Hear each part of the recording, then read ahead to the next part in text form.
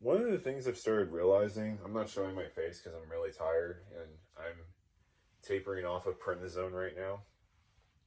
One of the things that I couldn't believe, like I was able to get over it, but I feel like it hurt me more from a best friend betrayal than a relationship breakup. Because I've been through a breakup. It took me about 2 weeks to get through a relationship breakup, 2 or 3 weeks. This best friend betrayal, it took me 6 months.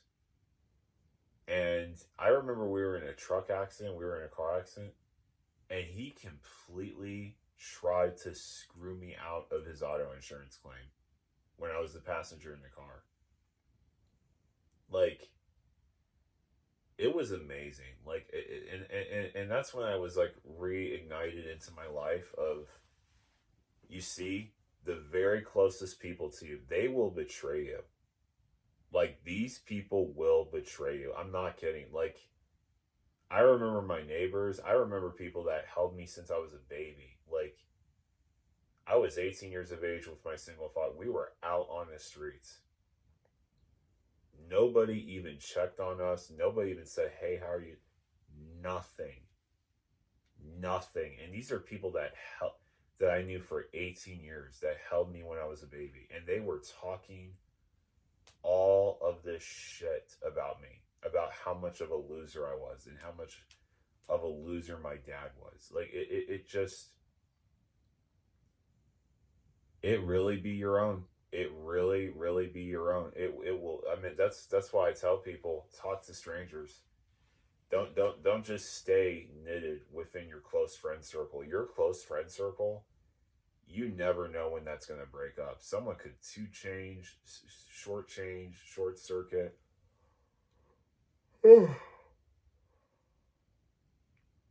Someone can do that right on you guys. And it happens all the time. I mean, best friend betrayals happen all the fucking time. Family betrayals happen all the fucking time. And the reason why they hurt more than like an acquaintance or someone we barely know is because it's the significance of importance within our lives. We were vulnerable with them. We told them everything. Like, I remember I went over to this guy's place. I'm like, great, I have a best friend. I have like a dude friend. I work out with this dude. You know, his kid is a cool boy and stuff. And like, it was like good. I mean, we were like hanging out, we were having fun. Like, I remember, and it's like, to find a male friend like that is so rare. Like, especially in today's generation, where so many men are just, they just don't even want to cultivate relationships. It's, I used to have mostly male friends. Now most of my friends are women, literally, and they're active women. They're fit women, literally. Like, guys, the men just don't want to do anything anymore. Like, it's literally, like, seriously, it's not just with dating. It's even just with friends. It's with, men have been completely scorned from society, basically. That is what's happened. To find a is so rare, especially in a country like America where hyper individualism is really just everything. But when it comes to best friend betrayal, it's like, I hung out with this dude. I freaking did. We smoked together. I mean, we would go to the bar sometimes. We'd go to night. Like, it was, we were actually having fun. Like, we were actually, like, right after work and stuff like that. It was just, he picked me up from my place. I remember he took me to work. He took me home sometime. Like, we would have these long conversations. We would talk about like masculinity. We'd talk about muscle building. We'd talk about Arnold Schwarzenegger. Like, it just, I felt like I finally had someone who was like on my level when it came to masculinity. And then as soon as the whole car accident thing happened and everything, that was it. He dropped out of my life completely. He ghosted me. And it just shows, like, guys, like, you cannot remain so connected to these people. Like, I mean, the same thing is happening with one of my like family members, friends right now. Like, literally, I mean, she's just completely fucking neurotic, and she just can't take it. Like, this is what I'm saying. Like, you can't put so much emphasis on your like. At the end of the day, like, you're better off talking to strangers. You're better off, like, even with when it comes to your deep, problems. Like, if you're facing mental,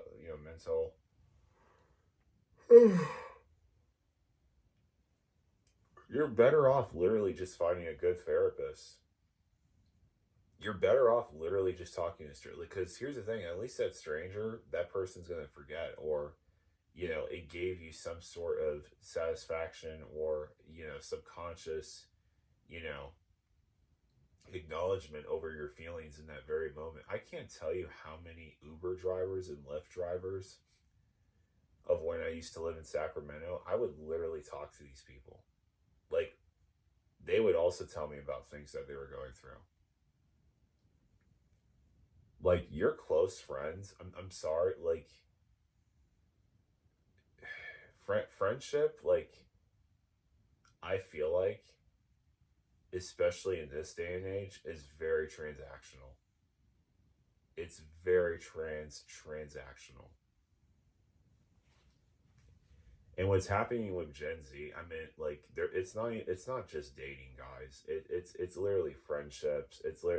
I mean, the girls. Come on. I mean, if we want to be real right now, women are fucking miserable. I don't know where these statistics are coming from out of Harvard, biased statistics of women doing like, yeah, they're doing great on the economic scale. Okay, yeah, that's of course. But if you want to talk about mentally, women are doing fucking just as bad, if not even worse. The backstabbing within friendships, the betrayal, the ogling of their boyfriends done by their gal friends. Guys, I've seen this shit. Okay, like, the amount of bullshit that women have to go through with other women is just unbelievable. It's unbelievable amounts of jealousy and envy. But in regards to people like in my life, like, I look back on my life and I'm like, fuck, like, wow, this guy's a meth head, this guy's an alcoholic, this guy's a fucking pothead, this guy's a, which was the ex guy, friend, best friend that I had. This guy's fucking paying for like, just losers. Like, as I started getting older, it's like, wow, like, these people just dipped the fuck out of my life. Like, they knew they couldn't be on my level. They just knew. And then there was like, that's the thing. There was one last dude that decided to unfollow me, which I won't mention his name. And I previously used to work with him, and he has an alcohol problem. I will not mention his name, but it's just,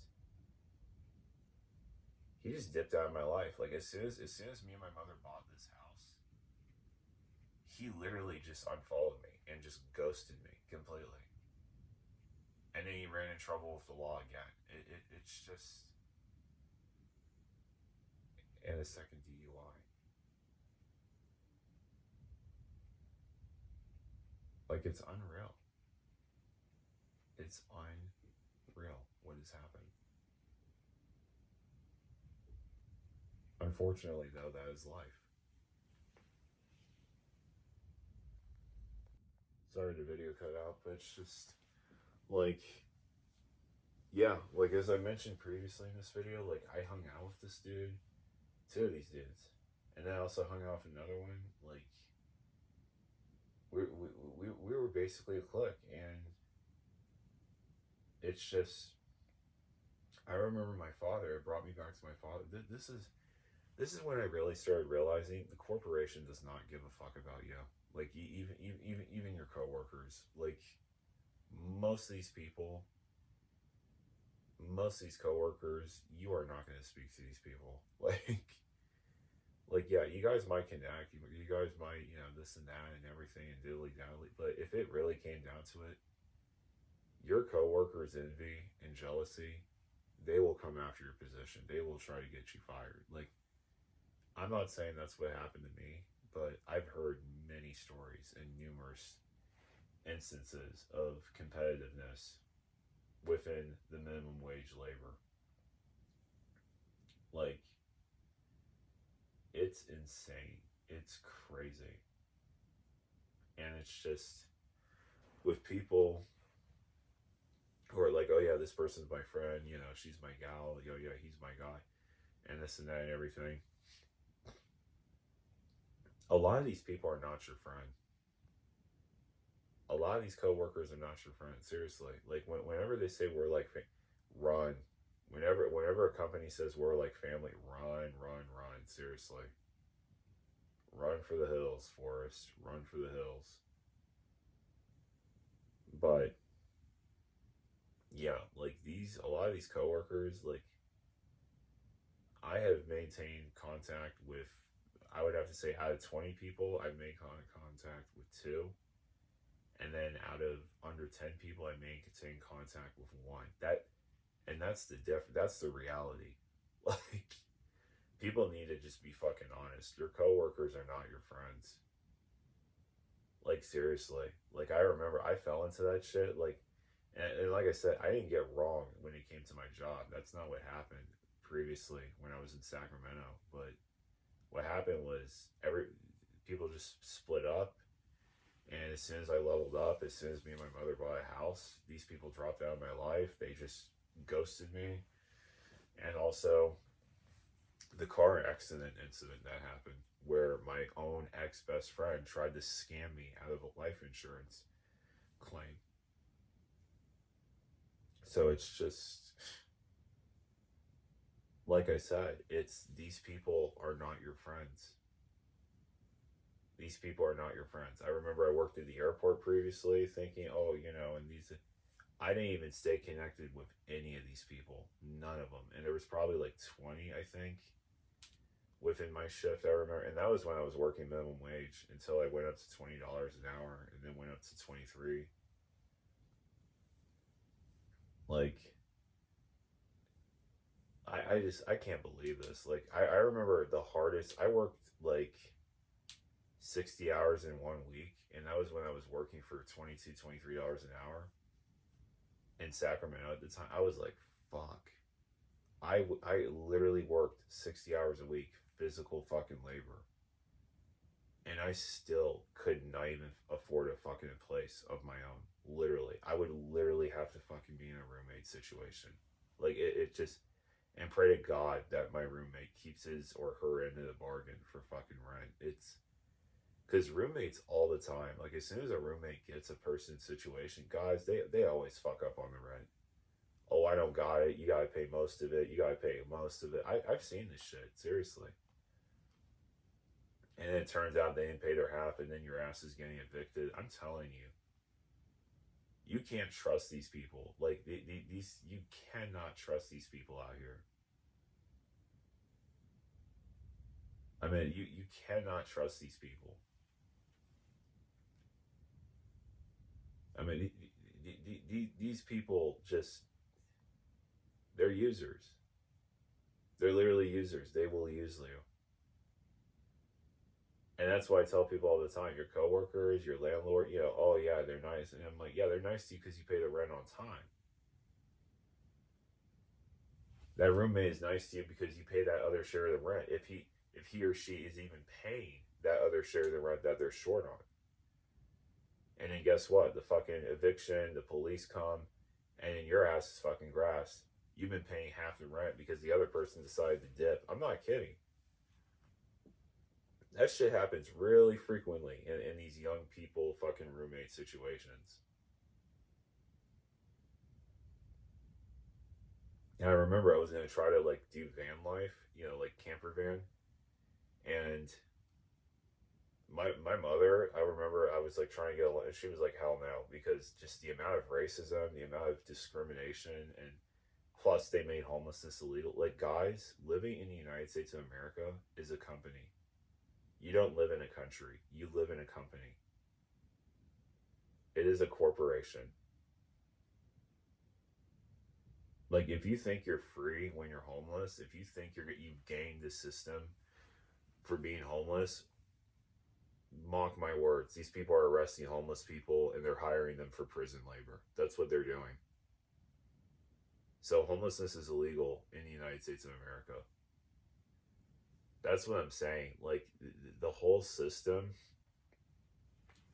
it literally makes people selfish. It literally propagates people to have this sadistic psychopathy within their egos, their arrogance, and their selfishness in this country. And that's why I never felt connected to America. I never felt American. Like, never. I never have. I've always felt French. I've always felt Greek. I've always felt Italian. I always felt Portuguese or Spanish. I never felt American. I never did. And when I did feel American, a lot of times, it's when I was getting fucked in the ass with no lubrication as a suppository strap on by the system, like everybody else. Or when I faced sadistic, psychopathic narcissists who were told since they were little boys and girls in a tender age that hyper individualism, greed is good, and selfishness. And that's the problem. Like, our society is the problem. Our fucking way and system, how it works, literally predicates right off of that. And that's why people are lonely. And I'm sorry, the girls, I mean, if you're a woman watching this and you get triggered by me saying women are miserable, you can click off. I don't care. I don't care. I've already seen your guys' TikToks. I've seen how you guys say, oh, we don't need a man and this and that. And then push comes to shove, you actually do need a fucking man. I mean, god damn it, bitch. A fucking father pushed you out,